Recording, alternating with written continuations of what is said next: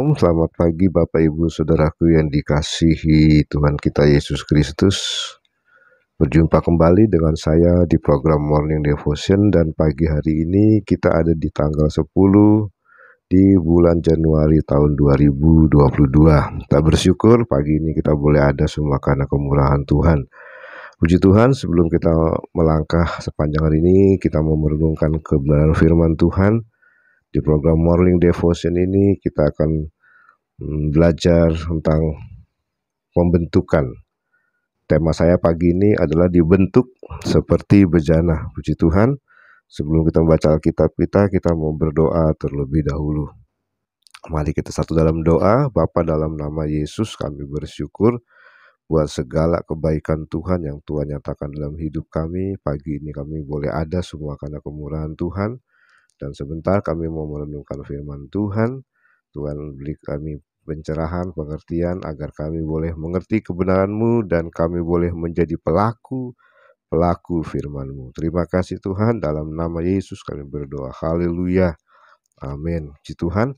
Kekasih Tuhan, ayat firman Tuhan pagi hari ini adalah saya ambil dalam Yesaya pasal 45 ayat yang ke-9. Demikian firman Tuhan. Adakah tanah liat berkata kepada pembentuknya, apakah yang kau buat? Puji Tuhan, kekasih Tuhan, apa yang dirancangkan Tuhan bagi hidup kita adalah sebuah rencana yang sempurna bagi setiap kita. Tuhan tidak pernah merancangkan sesuatu yang tidak sempurna buat kita.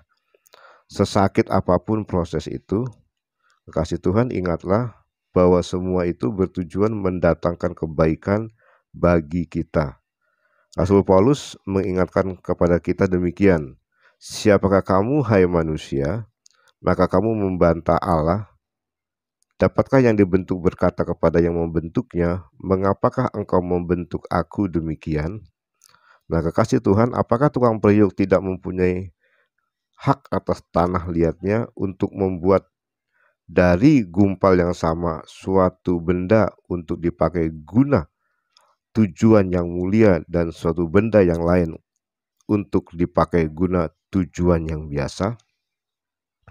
Jadi kalau untuk menunjukkan murkanya dan menyatakan kuasanya, Allah menaruh kesabaran yang besar terhadap benda-benda kemurkaannya yang telah disiapkan untuk kebinasaan, justru untuk menyatakan kekayaan kemuliaannya atas benda-benda belas kasihannya yang telah dipersiapkannya untuk kemuliaan. Roma 9 ayat 20-23.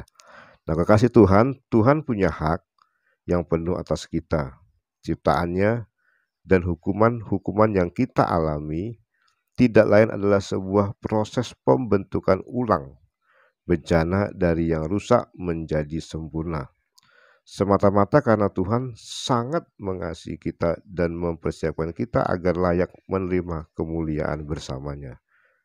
Setelah kita menjadi sebuah bejana yang indah, Tuhan pun mempersiapkan kita untuk melakukan pekerjaan yang mulia. Jadi saudaraku, kita diproses untuk jadi bejana yang indah lewat banyak hal. Saudaraku, Tuhan punya tujuan supaya kita dipersiapkan untuk melakukan pekerjaan yang mulia. 2 Timotius pasal 2 ayat 21 berkata demikian, jika seorang menyucikan dirinya dari hal-hal yang jahat, ia akan menjadi perabot rumah untuk maksud yang mulia.